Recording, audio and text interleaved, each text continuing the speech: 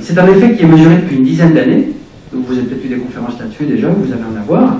Donc on voit l'expansion accélérée, notamment grâce aux supernovae, ce n'est pas la seule sonde. Donc on voit des supernovae qui explosent, d'un certain type, dont on pense comprendre bien la physique. Et donc, puisqu'on comprend bien la physique de ces objets, on peut estimer leur luminosité intrinsèque, puis on compare la luminosité intrinsèque à mesurer, ça donne la distance. On compare ça avec le redshift, ça nous donne le diagramme de Hubble, pof, pof, on voit où se trouve la relation entre redshift et distance qui nous donne le lien sur le taux d'expansion de l'univers. Donc en faisant ça, voilà, ils ont montré qu'il y avait un problème d'expansion, ça allait plus vite que prévu. Et donc c'est un effet de cette densité d'énergie attribuée à l'énergie noire. Donc d'un côté, on connaît drôlement mieux notre univers, avec des mesures très fines, statistiques très propres, etc. Et de l'autre côté, ce qu'on trouve, c'est qu'on ne comprend rien. L'énergie noire, matière noire, moi je ne sais pas ce que c'est, je ne suis pas le seul. Donc voilà, donc on a un petit problème. Alors, pour revenir aux observations, voilà comment les observations ont progressé depuis des années, avec le premier satellite qui montrait ces fluctuations du fond cosmologique, donc qui inonde notre univers, et qui fait que la Lune n'est pas noire. Après, il y a eu un satellite américain qui s'appelle toujours WMAP, avec des données d'années différentes. Vous voyez que les grumeaux sont résolus avec une plus grande finesse.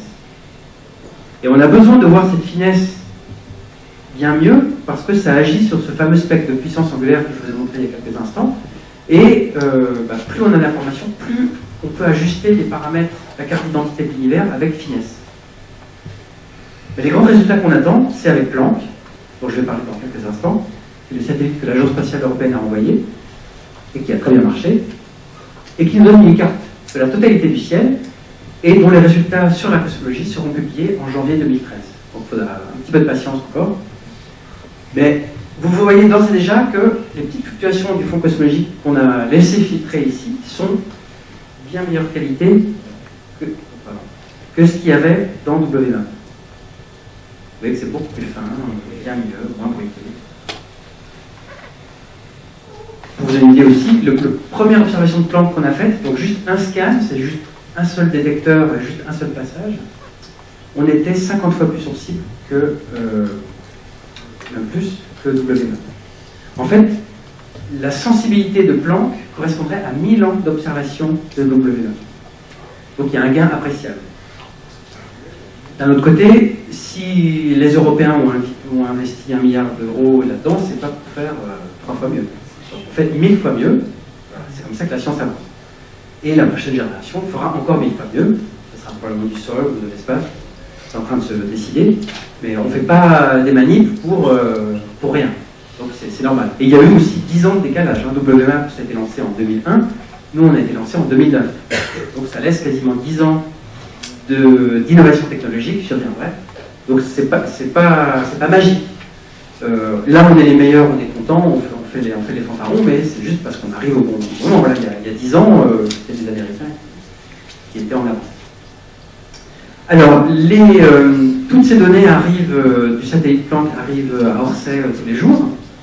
Orsay, parce que c'est nous le maître d'œuvre de l'instrument, l'un des deux instruments du satellite. Et donc, voici l'image de l'Institut d'astrophysique spatiale, la salle où on reçoit les données en direct, et où tous les jours, on surveille l'instrument Planck, et on doit regarder si tout marche bien. J'y reviendrai dans un instant. Donc voilà, c'était pour le fond cosmologique, et Planck étudie le fond cosmologique avec une précision inégalée, mais je ne peux pas parler des résultats qui ne sont pas encore au public. Je vais brièvement mentionner l'autre rayonnement qui existe, enfin, l'autre famille de rayonnement. Là, on parlait du rayonnement cosmologique qui était les débuts de l'univers, 13,7 milliards d'années. Ensuite, vous formez, on ne sait pas trop comment, mais vous formez des étoiles et des galaxies, et tout ça rayonne, et tout ça rajoute de la lumière. C'est ce qu'on appelle le fond extragalactique. Alors, si vous voyez une image comme ça, des images les plus profondes du ciel avec le Space Telescope, en gros, vous voyez autant de galaxies, là l'image n'est pas très bonne, mais les données sont bien meilleures, vous voyez autant de galaxies qu'il y a... plus vous observez longtemps et profondément, plus vous observez de galaxies. Donc il y en a vraiment beaucoup, beaucoup, beaucoup. Et si vous accumulez toute la lumière de ces galaxies, ça fait pas mal. Alors c'est je crois le deuxième et le seul graphe un petit peu compliqué que je vais vous montrer de la soirée, l'autre étant celui des spectres de puissance. C'est un travail que j'ai fait qui montre l'intensité de la nuit noire en fonction de la longueur d'onde. Alors, sur l'axe en bas des X, j'ai mis la fréquence d'observation, ou si vous préférez parler en longueur d'onde, je l'ai mise en haut, en microns. Donc en gros, pour simplifier, le rayonnement visible est ici en bleu, hein, le rayonnement habituel, les yeux sont sensibles. Là, ce sont les grandes énergies, donc ultraviolet, rayons X, rayons gamma. Et de l'autre côté du rayonnement visible, il y a l'infrarouge, les micro-ondes et les ondes radio. Vous avez à peu près tout le spectre, vous avez plus de 20 ordres de grandeur du spectre. C'est en échelle logarithmique, y compris en intensité. Alors je présentais en gris le fameux fond cosmologique dont j'ai parlé abondamment, qui est un spectre de corps noir, en log-log, ça donne ça, et qui domine vraiment, hein, qui est vraiment c'est là où il y a le plus de photons, il y a plus d'énergie, il y a tellement de photons là-dedans que c'est ce qui domine. Si on diminue d'un facteur 10 ou 100, on tombe sur ce rayonnement composite, parce que ça n'a rien d'un beau rayonnement corps noir, hein, c'est un peu tout et n'importe quoi là-dedans, c'est tout ce qui sort des galaxies, ce rayonnement composite qu'on appelle rayonnement extragalactique. Et le plus intense, il est dans l'infrarouge, vers 200 microns. On appelle ça le Cosmic Infrared Background, le rayonnement de fond infrarouge ou rayonnement extragalactique infrarouge. Ensuite, en deuxième, vient le fond optique, Cosmic Optical Background, et après, il y en a d'autres, bon, peu importe. Mais ce qui est étonnant de noter, c'est que, à l'échelle de notre univers, finalement, ce n'est pas le rayonnement visible qui domine. Ce ne sont pas les étoiles. Le rayonnement visible, hein, ça veut dire les étoiles. On a l'habitude de ça. Donc, si vous faites la moyenne sur tout l'univers de tout ce qui a été émis par toutes les galaxies, toutes les époques qui arrivent sur vous, eh ben, ce n'est pas les étoiles qui gagnent. C'est étonnant. En tout cas, ça a étonné les gens qui l'ont découvert. C'est pour ça qu'il était inattendu, c'est ce que je dis en introduction, il était un peu inattendu. Ce n'est pas le rayonnement des étoiles qui domine, c'est le rayonnement en infrarouge très lointain. Et c'est quoi ce rayonnement en infrarouge très lointain? J'étais modérément honnête en disant que ce n'est pas les étoiles, parce que c'est quand même le rayonnement des étoiles, mais ce n'est pas le rayonnement direct des étoiles. C'est le rayonnement des étoiles qui s'échappe et qui tombe sur un nuage moléculaire ou de la poussière. Donc on ne le voit pas directement, un peu comme au centre de notre Voie lactée, ça apparaît sombre dans le domaine visible, mais ce rayonnement est réémis sous forme d'infrarouge. Toujours conservation de l'énergie. Donc ça prouve qu'à l'échelle de l'univers, les phénomènes de je prends de la lumière des étoiles et je la rebalance dans l'infrarouge à cause des nuages moléculaires, de la poussière, tout ce que vous voulez, est très important. Ce n'est pas juste une anecdote qu'on voit dans 3 galaxies émises autour de nous. C'est important à l'échelle cosmologique. C'est une des grandes découvertes des 15 dernières années, et moi je travaille spécifiquement là-dessus. Alors l'idée c'est de dire que la nuit n'est pas noire à cause de ce rayonnement cosmologique dû à la recombinaison très tôt dans l'univers, mais aussi aux ondes radio, infrarouges, optiques, UV on n'a pas de mesure mais on imagine que ça fait ça, X et gamma, qui proviennent des galaxies, de toutes les galaxies. Donc la nuit est tout sauf noire, parce que les flux, alors ils sont très faibles, hein, pour ceux qui lisent, c'est des nanowatts par mètre carré par stéradian, donc il n'y en a pas beaucoup, 10-4 nanowatts, ça fait pas beaucoup, mais il y a quand même plein de lumière qui nous arrive et qu'on a mesuré. Là, les traits, c'est un ajustement qu'on a fait des données, quand c'est pas barré. Quand c'est barré, c'est qu'il n'y a pas de données, mais quand c'est coloré, c'est qu'il y a des données. Donc on a fait un ajustement, et ce sont des choses qu'on mesure. Et donc les radiogalaxies contribuent pas beaucoup, même si elles sont importantes par exemple. Donc on a une vision assez claire de, maintenant, qui rayonne quoi, et ça nous renseigne sur les débuts de l'univers, s'agissant du CMB, ou sur toute l'histoire des galaxies, s'agissant du rayonnement extragalactique. Donc on a, en quelques années, on a quand même fait, on a progressé de manière assez significative.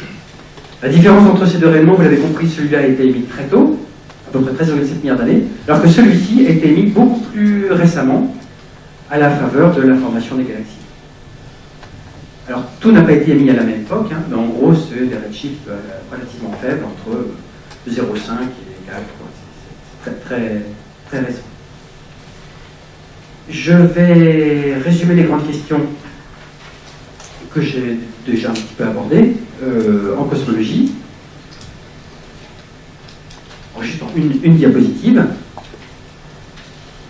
Premièrement, le scénario standard du Big Bang est encore ce qui marche le mieux, avec tout d'abord un univers primordial dense et chaud qui voit un fond cosmologique qu'on observe. On a un univers en expansion, bon, qui est accéléré, on ne sait pas trop pourquoi, mais on l'observe. Il y a la présence de ce fameux rayonnement cosmologique.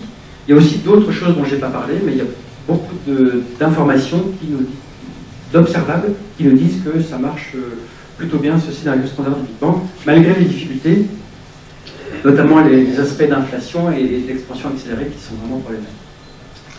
Concernant le fond cosmologique, en haut à droite, il est isotrope, je vous l'ai indiqué, il est froid, il y a de toutes petites fluctuations, de l'ordre de 10,5 en relatif, qui nous racontent à peu près tout sur l'histoire de l'univers jeune. Alors, je pourrais en parler encore des heures, il y a de la polarisation, il y a plein de choses, donc il fallait que je fasse un choix ce soir. Donc je m'arrêterai là pour le CMB. Et puis il y a ce fond extragalactique que j'ai juste esquissé ces dernières minutes, qui est beaucoup moins intense et qui nous résume l'histoire des galaxies. Ça ne dit pas tout sur les galaxies, ça nous donne le résumé intégré de l'histoire. Donc c'est formidable comme information, mais ça ne suffit pas. C'est ce à quoi on travaille ces jours-ci. Alors Planck dans tout ça. Eh bien, Planck nous aide beaucoup, j'ai déjà mentionné quelques résultats. Je me dois de montrer la diapo officielle et politique de tout résultat Planck, on doit montrer ça, qui est que Planck est une formidable collaboration, plus de 500 chercheurs de par le monde, alors surtout français d'abord, italiens ensuite, et puis européens et américains. Et là, la France est clairement en très très bonne position. Ça a mis à peu près une vingtaine d'années de gestation, enfin, entre les idées scientifiques originales et le lancement et les données. Et surtout, d'un point de vue, disons, pratique de la recherche, c'était une grande révolution pour nous, parce qu'il y avait une fusion entre la communauté de la physique des particules et la communauté des astrophysiciens. Ce sont deux communautés qui ne fonctionnent, mais alors pas du tout de la même manière. Donc, il y a eu une révolution sociologique et de la pratique de notre manière de travailler en fusionnant les deux modes de fonctionnement différents. Donc tout n'a pas été rose tout le temps, tout n'est toujours pas rose tout le temps, c'est même parfois tendu, mais bon, les résultats sont là, ça marche, on est content, on a des résultats exceptionnels et on est content d'avoir vécu ça. Alors Planck c'est quoi? C'est un assez petit satellite, vous voyez la taille avec le monsieur là-bas au moment de l'intégration à Kourou. Là, cette image vue d'en haut, alors vous avez quoi? Vous avez un télescope d'à peu près 1,80 m, un primaire, un secondaire qui est là-bas, et puis le petit truc doré là qu'on voit ici en image et puis ici par le haut, avec des petits cornets, qui est le cœur du satellite. Ce sont les caméras, si vous voulez, on appelle ça les détecteurs, et qui est le résidu, enfin l'aboutissement d'une histoire technologique assez extraordinaire. Alors il y a quelques chiffres rigolos, bon, ça fait 4 mètres de haut, etc. Il y a eu 11 400 documents, 50 000 composants électroniques, enfin le truc habituel pour les manips spatiales. La clé quand même, c'est qu'on sépare ce qui est satellite de base et ce qui est partie scientifique. Donc tout ce qui est batterie, télécommunications, panneaux solaires, électronique, chaude, etc. on la met en bas. Vous avez ces plateaux qui permettent d'évacuer l'énergie pour avoir un télescope assez froid et surtout un détecteur très froid. Parce que Planck est le seul satellite qui fonctionne à 0,1 Kelvin. 0,1 Kelvin, 100 millikelvin ou moins 273, pas beaucoup, degrés Celsius. Aucun satellite n'a jamais fonctionné à cette température avant Planck. C'est une prouesse technologique française, c'est les gens de Grenoble qui ont inventé ça. Avec le CNRS, etc., mais c'est les Grenoblois qui ont inventé ça, et avec notamment les gens d'Orsay qui ont tout mis ensemble. Un projet spatial, c'est une formidable aventure, mais c'est très long. Voici les premiers dessins de Jean-Michel Lamarre, qui est le scientifique instrumental de Planck, qui dans les années 93 a fait les premiers dessins du satellite, alors qu'il ne ressemble pas aujourd'hui au satellite tel qu'on le connaît, parce qu'à l'époque c'était un design pour une petite mission du CNES, pas une mission ESA, mais en tout cas, le cryostat est quasiment celui qui est réel aujourd'hui. Un autre dessin, c'est le système du télescope, son dessin en 93, avec le système de miroir L1 et L2 hors axe, la disposition des bolomètres. Là, vous ne voyez peut-être pas, mais le dessin officiel du projet est à peu de choses près égal à celui-là. Donc entre 1993 et 2009, à 2009 c'est le lancement, il s'est passé du temps. Et mais on est content que ça soit bien passé, parce que donc en 2009, tout a été lancé de manière nominale, comme on dit, dans le spatial, c'est-à-dire tout comme il faut, selon les spécifications. Il y a Herschel qui a été lancé, je pense que vous avez des conférences sur les résultats d'Herschel. Donc Planck et Herschel ont été lancés en même temps, depuis Kourou. Et pour vous dire avec quelle précision Ariane Espace a travaillé, on avait demandé 10 km par seconde d'injection, et on a eu 9,97 km par seconde. Donc ça nous a permis de sauver un petit peu de carburant pour... c'est toujours utile de pouvoir... Alors Planck est très très froid. J'aime bien montrer ce graphe qu'a fait François Pajot, qui montre entre le moment du lancement, vous avez une échelle de température ici, entre le moment du lancement et puis le moment où c'était en froid, le 3 juillet 2009. Vous avez 0 Kelvin, c'est pas souvent qu'en astrophysique on montre des échelles d'instruments qui vont entre 0 Kelvin et 300 Kelvin. C'est pour ça que j'aime bien le montrer. Là c'est la température ambiante du lancement. On a lancé, les différentes courbes représentent différentes positions dans le satellite. Je passe les détails. Pendant les premiers jours, le télescope se refroidit, et puis on met une chaufferette. En fait, on réchauffe le télescope, c'est quand même à 175 Kelvin, pendant à peu près 2 semaines, pour que tous les impuretés éventuelles dues à l'atmosphère terrestre soient évacuées. Parce que le Planck n'était pas sous vide au moment dans la coiffe d'Ariane. Hein. Ils mettent une atmosphère d'azote contrôlée et tout, mais c'est pas sous vide. Donc quand vous balancez un télescope dans l'espace, il y a encore beaucoup d'air, beaucoup de choses qui contaminent l'environnement proche du satellite. Donc il faut chauffer pour que tout ça parte, hein, puisque c'est dans le vide, donc ça part tout de suite. Le problème, c'est que si vous ne chauffez pas et que vous êtes trop froid, eh ben, toutes ces particules restent collées à vos optiques, votre télescope, tout. Donc c'est très mauvais. Donc tous les télescopes, en général, ont une phase de chauffage, de dégazage, on appelle ça, pour permettre à toutes les impuretés d'être évacuées. Après, on coupe le chauffage, et là, la température chute. Et à cette date-là, on a activé le premier refroidissement à 20 Kelvin. Il y a plusieurs étages de refroidissement. Il y a un refroidissement passif, mais l'étage à 20 Kelvin permet de descendre. Alors le jaune, il n'y a plus de jaunes. Enfin, en gros, le jaune, c'est ce qu'est le détecteur. Ces trois-là, ça doit être... Ah oui, sur les différents étages. Vous refroidissez, vous êtes déjà à 50 Kelvin, vous êtes content. Et puis, à un moment, ça se nivelle vers 20 et quelques Kelvin. C'est normal, c'est l'étage à 20 K, donc ça ne peut pas être vraiment beaucoup en dessous, même si on était plus performant que prévu. Et puis, à un moment, vous allumez l'artillerie lourde, même si elle est toute petite. Vous allumez le 4K et le 0,1K. Ce sont deux systèmes de réfrigération quasiment uniques au monde, s'agissant du 0,1K. Le 4K est plus traditionnel. Donc le 20K, ce sont les Américains qui l'ont fabriqué, le 4K, les Britanniques, et le 0,1K, les Français.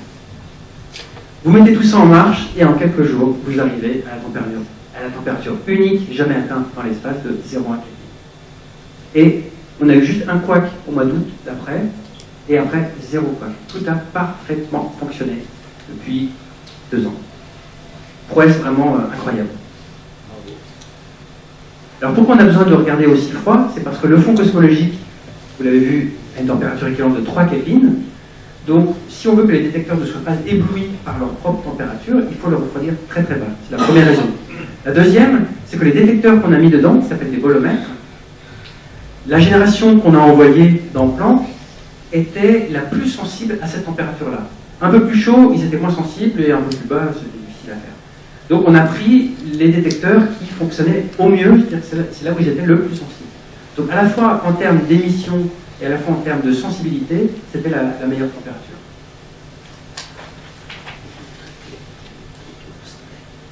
Alors voilà à quoi ressemble le plan focal, c'est-à-dire le cœur du télescope.